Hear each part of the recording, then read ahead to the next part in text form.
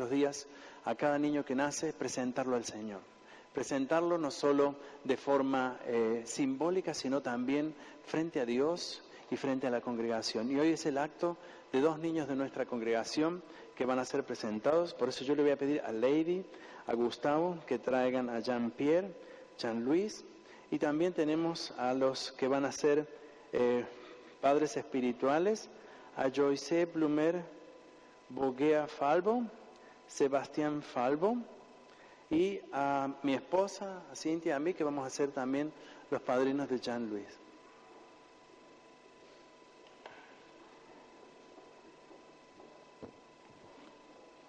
Aquí, vengan aquí.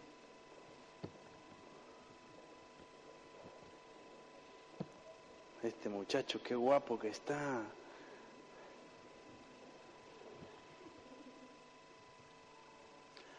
Este símbolo que nosotros hacemos cada vez que presentamos a un niño, y como queremos que los papás y los padrinos también, y los que van a acompañar a estos niños durante toda la vida, sean conscientes de este hecho. Los presentamos al Señor para que la bendición de Dios sea sobre ellos. Ellos en un futuro, cuando sean grandes, tendrán que tomar decisiones, y una de ellas será también el seguir el camino de la fe, en el cual ellos fueron guiados y enseñados, que hoy va a ser el caso de ellos también. Por eso es que nosotros en esta edad solo podemos hacer lo que incluso el Señor Jesús hizo, fue bendecirles, poner nuestra mano de bendición sobre la vida de ellos y decirle y pedirle a Dios que realmente acompañe en el ámbito de su vida. La voluntad de los padres, Gustavo, Lady, ha sido bendecirlos, y eso es lo que hoy vamos a hacer como iglesia, y vamos a hacerlo. Yo he escogido para Jean-Pierre un texto que seguramente en este momento él no se dará cuenta de esto, porque para él es un momento, sí. Él no se dará cuenta de lo que simbólicamente tiene que ver este texto bíblico.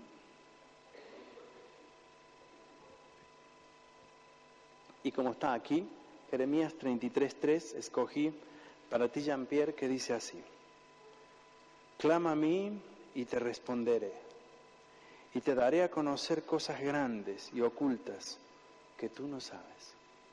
Y yo deseo que este texto acompañe tu vida, Jean-Pierre, y que el Señor te prepare para todo lo que Él tiene para ti. Claro que amén, hijo. A ver, diga. Amén. Amén. Vamos a extender nuestras manos sobre Jean-Pierre como pastores y también como los padrinos, y vamos a orar por él. Padre nuestro, te damos gracias por la vida de Jean-Pierre, Señor. Te honramos, Señor, por sobre todas las cosas. Señor, nosotros queremos poner su vida en tus manos, rogándote, Señor, que tú bendigas la vida de Jean-Pierre, Señor. Acompáñalo en todos los caminos por donde él ande, Señor. Yo te pido, Señor, que tú pongas ángeles alrededor de él, que lo sostengan, lo cuiden y lo protejan, Señor. Yo te pido por él, Señor, para que tú le des inteligencia, entendimiento. Tú le prepares para todo lo que viene en la vida, Señor, en la escuela, en su trabajo, su futuro, cuando se case, cuando tenga hijos. Señor, nosotros extendemos esta bendición sobre la vida de Jean-Pierre y lo hacemos en el nombre del Padre, del Hijo y del Espíritu Santo, para bendición de lo alto, en el nombre de Jesús. Amén y amén. Dios te bendiga, Jean-Pierre, y yo sé que vas a ser un muchacho de gran bendición para tus padres, para la iglesia y para tu familia toda. Ahora vamos a bendecir al más chiquito, Jean-Louis. Sí, yo me voy a poner de costado porque si no, no se ve.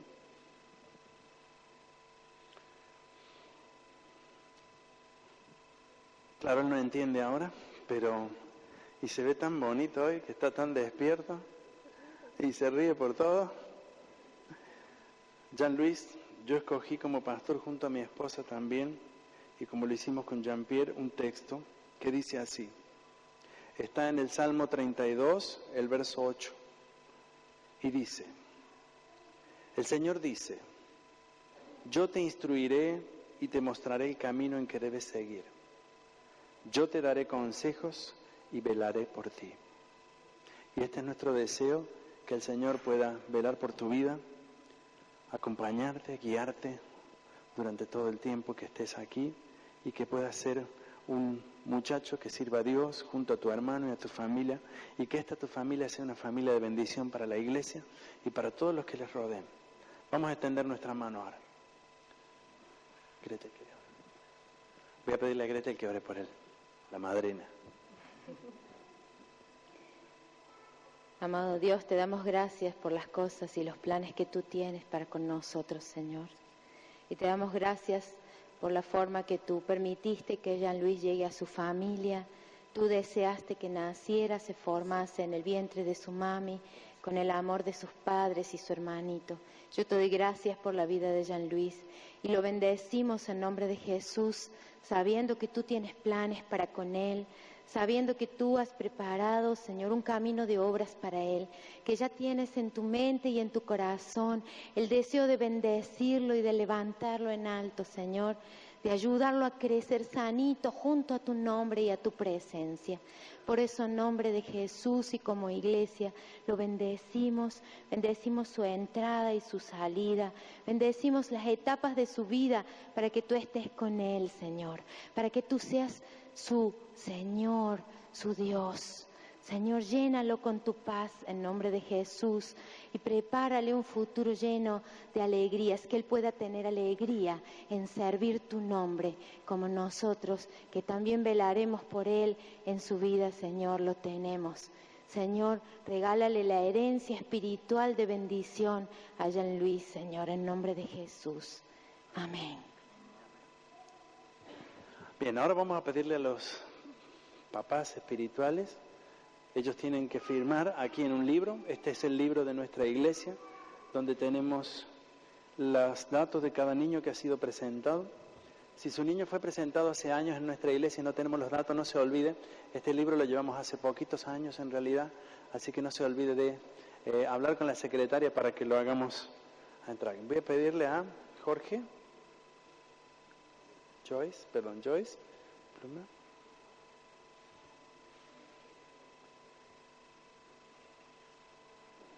Sebastiano, pídese.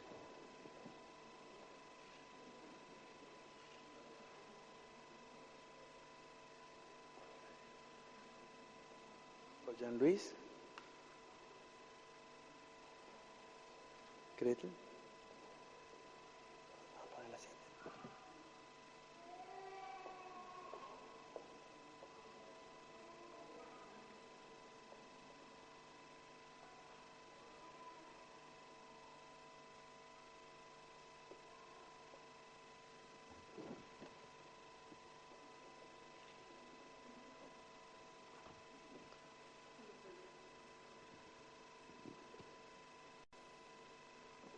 Este para Jean-Pierre, que está allí, el recuerdo de su texto y de este momento tan importante. Y este para Jean-Louis. El Señor los bendiga.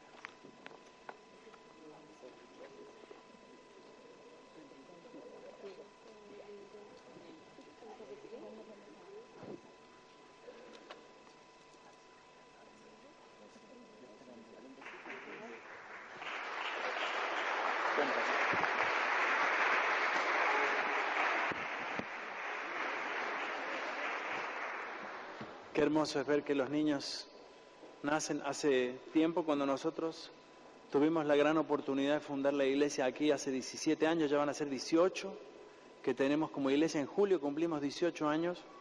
Había un par de muchachos pequeñitos que corrían por todos lados y se trepaban por las tejadas.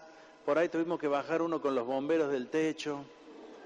Pero hoy son muchachos grandes y están en la iglesia, muchos de ellos, y vemos que sirven a Dios. Otros no están porque volvieron a sus países, otros están como Benjamín estudiando en otros países, pero nos alegramos por cada niño y cada uno de vuestros hijos.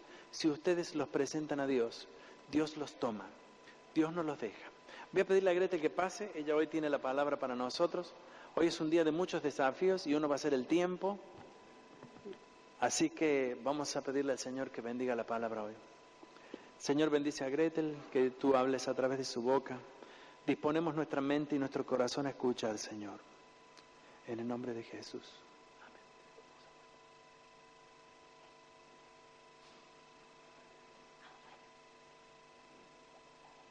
¿Está preparado el PowerPoint que usamos siempre antes de la prédica? ¿Sí? ¿No? Bueno, si lo tienen, sí, porque sería importante, lo usamos cada domingo. Y nosotros vamos a disponer nuestro corazón para escuchar. ¿Saben que decimos esto siempre y lo repetimos, no para repetir algo? Pero es importante que escuchemos la palabra de Dios y dispongamos el corazón para escucharla. El siguiente folio, vamos a repetir todos juntos entonces, que dice así: esta es tu palabra y yo la creo. Atenderé a su consejo y la aplicaré a mi vida. Me ayudará a vencer en todo con su guía y poder. Me guiará a decidir sabiamente y creceré como un hijo de Dios. Amén, amén y amén. Escuchemos. Sí que es un desafío muy grande porque se han llevado toda la reunión se han llevado en minutos. Y a mí me queda tan poquito que conste que estoy tomando el púlpito a las 7. Que conste, ¿no? Bueno, menos mal que queda grabado todo. Tenemos muy poco tiempo, pero una de las cosas importantes es escuchar la voz de Dios y no vamos a dejar de hacerlo por esto. Yo quería compartir con ustedes un pasaje de la Escritura en 2 Corintios 6 y 7, en especial el capítulo 7. Y esto estamos hablando, si todos trajeron sus Biblias, espero que muchos estén acostumbrándose a traer sus Biblias. Es importante tener en cuenta que vamos a hablar de algo muy especial hoy. Hoy vamos a hablar del apóstol Pablo. Muchos de ustedes lo han escuchado nombrar, seguramente. El apóstol Pablo visitó la ciudad de Corinto, que es la carta donde estamos por leer nosotros, la carta a los Corintios. Vamos a leer la segunda carta a los Corintios. Él visitó en su segundo viaje misionero, donde fundó allí la iglesia de Corintios. La ciudad era bastante complicada en muchos aspectos. Era una ciudad muy mercantilista, era una ciudad de puerto donde había mucho movimiento de dinero y llena de problemas de inmoralidades sexuales en los templos paganos inclusive.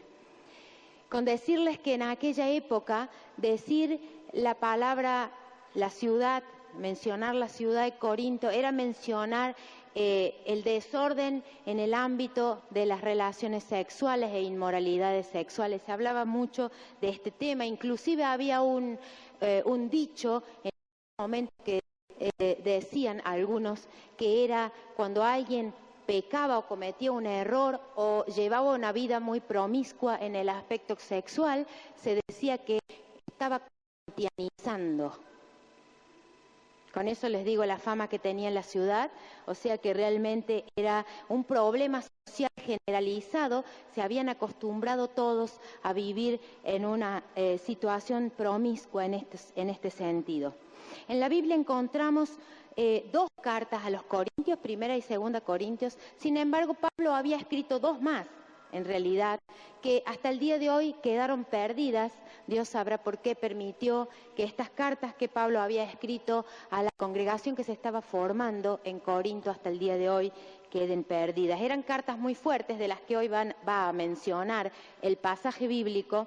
Él había enviado para corregir a esta congregación que se estaba formando. En realidad, estas cartas habían exhortado duramente a la congregación por su conducta y estaba totalmente fuera de la santidad de Dios, la forma en que ellos estaban manejando. Pablo era uno de los, yo llamaría, mentores espirituales. Era una persona que se había dedicado a corregir y hacerle el seguimiento a aquellos que estaban empezando el camino de la fe con el Señor. Él mismo los amaba mucho, pero él deseaba el crecimiento espiritual sano de ellos, por lo que velaba, llamaríamos hoy en forma moderna, mentoreándolos o atendiéndolos, haciéndoles un seguimiento espiritual firme. A veces cuando vemos errores en nuestros hermanos, al lado nuestro, más pequeños en la fe, tal vez los criticamos y nos ponemos mal porque todavía no no actúan como deberían actuar. Y yo que yo estoy más maduro en los caminos de Dios, lo veo y me parece mal, me siento incómodo. Y tal vez los criticamos o nos ponemos mal porque todavía no actúan así como la Biblia nos enseña que debería de ser. En vez de tomar esta actitud que tomaba Pablo de decir, bueno, yo estoy más maduro en la fe, yo estoy en condiciones de escribirle una cartita con amor y decirles, oigan hermanos, eso que están haciendo está mal, está fuera de la fe, está fuera de lo que el Señor nos enseñó, o tal vez ir eventualmente a visitarlos y orar por ellos, enseñarles. Y esto muchas veces nos trae algunos problemas a los cristianos, porque pensamos que la iglesia es un lugar donde tenemos que venir a demostrar todos juntos cuán alta madurez tenemos todos. Y en realidad no es la verdad. La iglesia es la casa de Dios, es nuestra familia aquí en Múnich y es la escuela de crecimiento espiritual. Y yo muchas veces me enojo con el sistema alemán.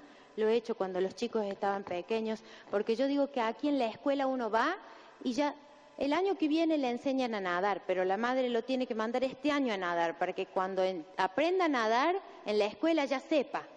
Y yo, ¿para qué? Que aprenda en la escuela, ¿verdad? Sin embargo, ¿la escuela para qué está? Oficialmente está para enseñar. Y la iglesia, ¿qué es? Es el lugar donde venimos a crecer espiritualmente, no a demostrar ya un crecimiento. Por eso tenemos a veces esas situaciones donde algunos de nosotros mostramos la hilacha, mostramos que todavía no hemos hecho el curso de bases bíblicas 1 ni el 2, y mostramos que tal vez esa sensación de que todavía me falta, sí. Todavía me falta, gracias a Dios, que necesitamos aprender todavía mucho. Y muchos alumnos a veces se niegan a aprender. Esto a veces ocurre en las escuelas, ¿no? Que algún niño dice, mire, la maestra lo llama a los papás y le dice, mire, su hijo no quiere aprender, nosotros le queremos enseñar pero no quiere, y se cierra mucho y no quiere aprender. Esto ocurre también en la iglesia con muchos de nosotros, que a veces nos negamos a aprender o nos negamos a recibir un consejo de un hermano ya más maduro en la fe, que podría estar cumpliendo la función de mentorear, de ayudar, la función de seguir a la persona que recién llega a la presencia de Dios y pasó a ser hijo. Ustedes saben que lo hemos escrito, si han leído la nota pastoral, entonces ya lo han leído seguramente, que tal vez algún día ustedes empezaron a buscar a Dios. Tal vez dijeron, el lugar más ideal para buscar a Dios no es la iglesia, porque me parece un poco raro, o tal vez sí vinieron a la iglesia y desearon saber de entrada ¿qué pasa con Dios? ¿Es posible que un ser humano llegue al conocimiento y al acercarse a Dios? ¿Dios quiere que yo me acerque a Él? ¿Tengo derecho, así como estoy, de acercarme a la presencia de Dios? Tal vez ustedes se lo han preguntado, tal vez hoy usted está por primera vez o viene buscando acercarse a Dios. Tal vez no sabe muy bien si quiere acercarse a Dios o no, porque tal vez nunca lo conoció, de oídas había oído acerca de Dios. Pero hoy yo le propongo que pueda buscar a Dios cara a cara, porque vivir en una familia con muchos hijos es lindo, porque los hijos se ayudan entre sí. Y uno ya no está solo, sino que puede crecer, y esta es la función de la iglesia. Para eso existimos como iglesia, somos el cuerpo de Cristo, dice figuradamente la misma palabra de Dios, y cada uno cumple una función, y cuando uno cae, el otro lo va a levantar, porque así lo ha planificado Dios nuestro Padre. Vamos a ir entonces al texto bíblico, y si usted a lo largo de la prédica tiene el deseo de tomar una decisión clara acerca de su relación con Dios, no lo deje para otro día. Es muy importante que demos pasos, porque Dios es respetuoso y va a esperar el tiempo para que usted se acerque a Él. Dios no va a arrebatar en su intimidad y le va a abrir la puerta de su corazón a la fuerza, porque no es su estilo. Dios es respetuoso y amoroso, pero desea ser nuestro Padre. En Corintios vamos a ver 2 Corintios 7:1, que dice, 2 Corintios vamos a ver 7:1, hasta el 10 solamente.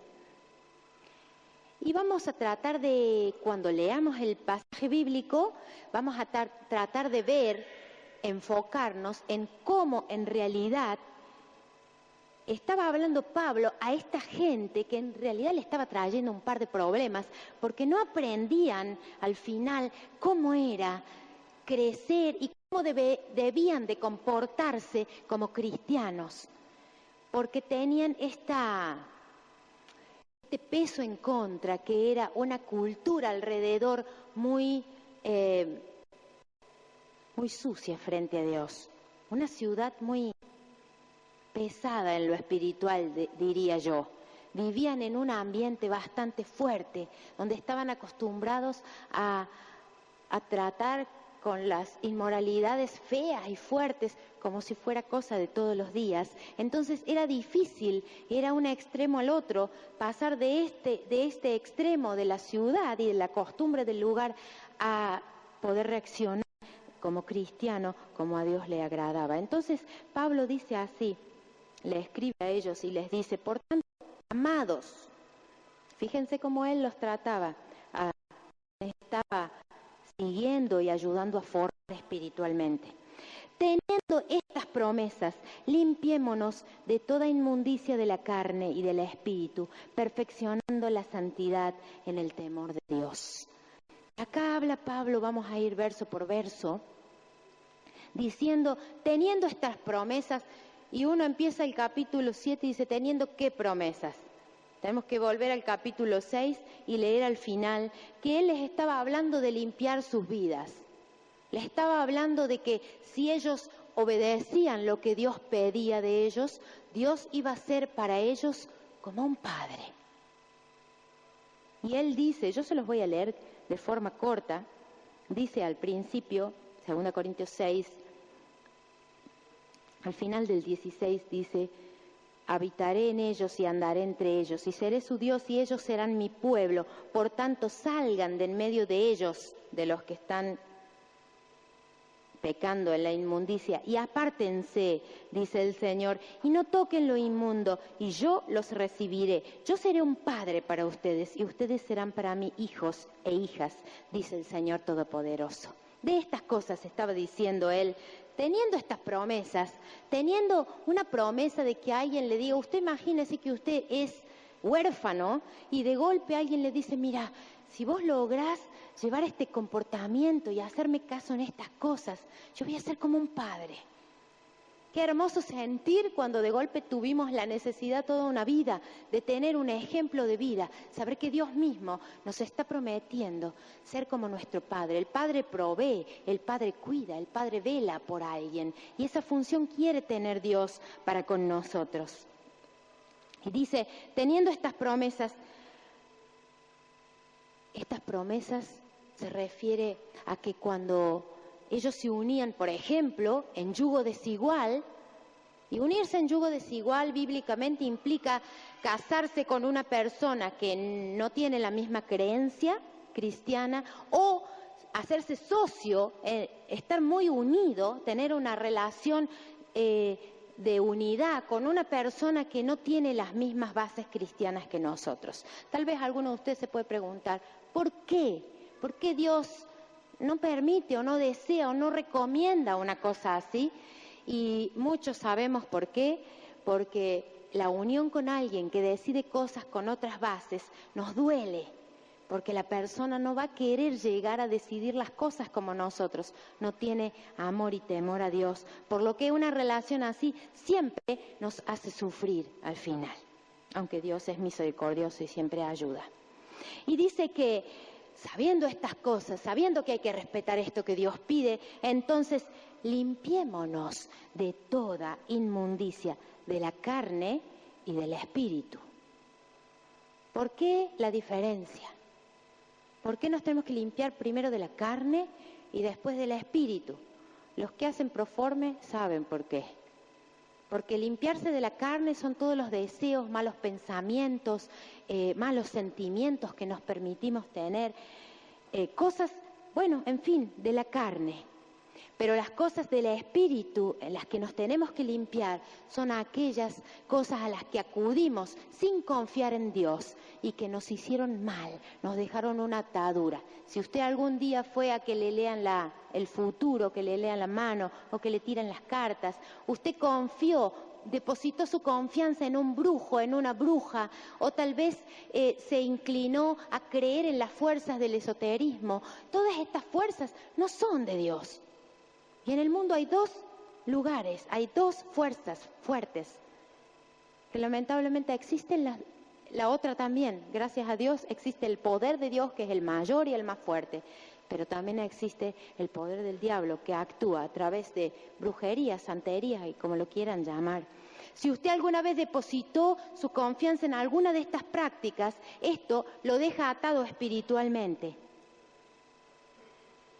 Lo deja atado. Y usted tal vez quiere crecer y va a todos los cursos que la iglesia propone para crecimiento espiritual, pero se ve siempre frenado, siempre como llegando a un punto donde no da más, donde hay una pared de hielo. Y si esto le ocurre, hable con algún consejero, con algún anciano, con nosotros como pastores. Hay que orar simplemente por liberación, hay que cortar con esto y decir, esto yo no lo quiero más en mi vida, porque yo no confío más en cualquier cosa que anda suelta por ahí. Yo confío en el nombre de mi Dios, que tuvo poder para hacer resucitar a Cristo de entre los muertos y me va a levantar a mí también. Este acto de decir uno mismo que deja y renuncia a estas cosas, haber confiado en esto, a uno lo deja libre y lo libera de esta situación. Perfeccionando la santidad en el temor de Dios. Él les decía que si temían a Dios, si eran conscientes del poder de Dios, si sabían que Dios era fuerte y poderoso, que no es un mito, una cuestión olvidada, una cosa del pasado, sino que Dios es grande y poderoso. Somos conscientes entonces del poder de Dios y podemos entonces temer a Dios. El temor a Dios no es miedo, es respeto ante su presencia, es respetar su voluntad, respetar el deseo que Dios tenga para con mi vida. Y él sigue hablando en el 7:2 y dice, acéptennos, hagan lugar para nosotros en su corazón. Pablo mismo estaba hablándole a la congregación a quien él estaba formando y le decía, oigan, yo no estoy deseando el mal para ustedes. Si yo vengo con un consejo, si yo vengo con una exhortación, si yo les digo algo que en el momento a uno no le gusta mucho, sepan que lo hago por el bien de ustedes, que quiero que crezcan, que quiero que avancen en el camino del Señor, que quiero que cada vez estén más cerca de Dios. Quiero el bien. Acéptennos, abran su corazón para que nosotros podamos, como líderes o como ministros o como cristianos maduros, dar consejo, ayudar en la formación espiritual de ustedes. Tal vez usted se pregunte hoy, ¿qué estoy haciendo? Desde que conocí a Cristo, ¿tengo a alguien que me mentoree o no? ¿Tengo a alguien a quien ir y que me dice, mirá, la Biblia dice esto, lo que estás por decidir no está bien porque te va a hacer daño? Lo podés decidir, pero Dios no lo recomienda porque te podría hacer mal. Si usted es muy nuevito en los caminos de Dios, necesita a alguien que le esté dando de sus consejos. No necesariamente tiene que ser un consejero. Toda persona que ha conocido a Dios cara a cara sabe cómo ayudar a otro a que esa persona llegue a conocer a ese mismo Señor y a guiarlo con amor. Es más, cada uno que ya alcanzó alguna cierta madurez debería ayudar a los más débiles. Yo me acuerdo cuando fuimos hace muchos años a Chile a predicar, hace 12 años, fuimos a Chile a predicar y en una iglesia estuvimos orando por algunas personas y una señora le digo, ¿usted quiere que ore por sus hijos? Sí. ¿Cuántos hijos tiene? Y me dijo 12 o 13, no me acuerdo. Tenía una montaña de hijos. Y yo dije, wow, sí que tengo que orar mucho, pensé yo. Sin embargo, le dije en ese momento así espontáneamente, y dígame cómo hizo para educar tantos hijos, porque a veces uno con 2 no puede, Y de golpe esta señora tenía autoridad sobre el tema, ¿no? Y ella me dijo, no, me dijo ella, no hay problema. Yo eduqué el primero. Después se van educando solos. Y yo dije, muy inteligente la señora.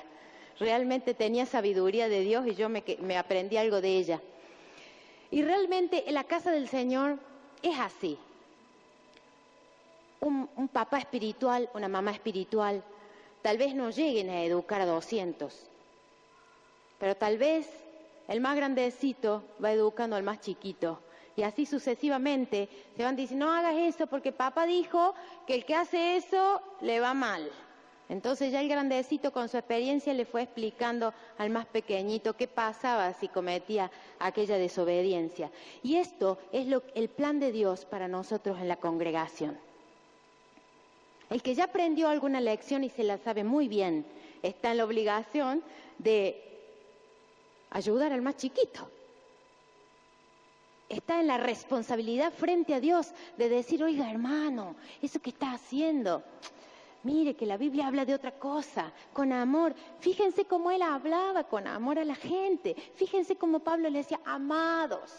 No les daba vergüenza, decía, ay, qué cursi decir amado, mejor no digamos amado porque voy a quedar cursi. No dijo esto el apóstol Pablo, él dijo, oigan, yo los quiero mucho. No se crean que yo les estoy diciendo las cosas de malvado nomás, porque les quiero hacer la vida difícil. Yo quiero que crezcan, yo quiero que avancen, yo quiero que tengan ilusiones de ser grandes y fuertes espiritualmente hablando. Yo deseo que ustedes avancen. Por eso él necesitaba que lo acepten y que le abran su corazón. Así que si hay algún hermano mayor por ahí en la fe que siempre está tratando de ayudarlo a usted y usted se cierra, ¿no? Porque acá aprendemos a ser muy individualistas. Aprendemos que, yo con Dios y Dios conmigo. Sí, muy bien, pero tenemos a otros al lado también. Y es importante vivir en familia. Fíjense que yo no le dije a mi mamá y mi papá, oiga, muy bueno que ustedes sean mis padres, pero a mí me dejan ahí en una habitación en el patio y no, yo no quiero contacto con nadie, ¿eh? Eso no es sano, eso no es normal. Una familia tiene que compartir y compartiendo se aprenden los unos de los otros. El versículo 3 dice, no hablo para condenarlos porque ya he dicho antes que ustedes están en nuestro corazón, para morir juntos y para vivir juntos. Está clara la relación que él quería tener con ellos, de cariño, de hermandad, de compañerismo, de hermano mayor. Oiga, pase lo que pase, vivimos juntos, morimos juntos. O sea, no se trata de una competencia, se trata de una colaboración, de hermandad, de responsabilidades los unos con los otros.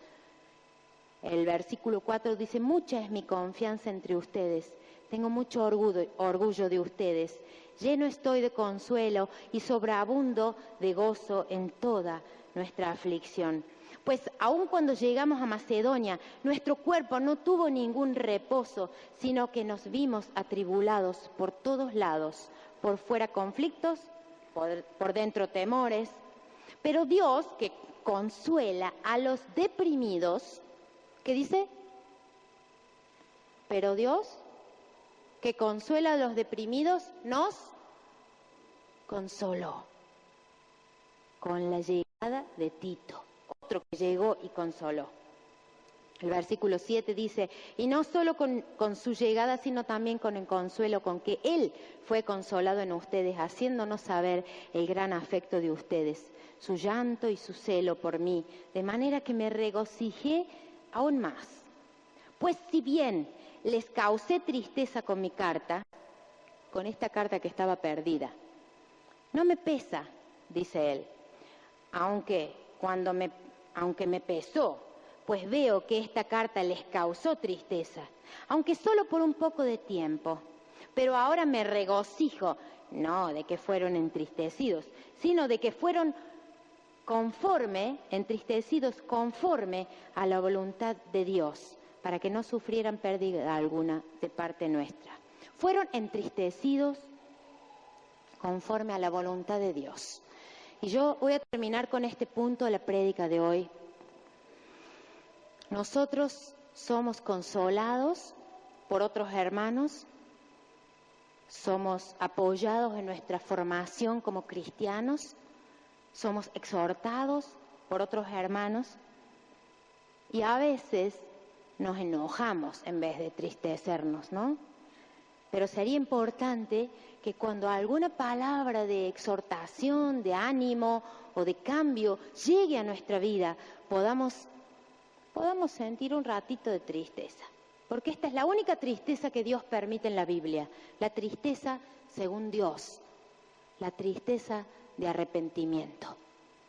Todas las demás tristezas no vienen de Dios, ninguna.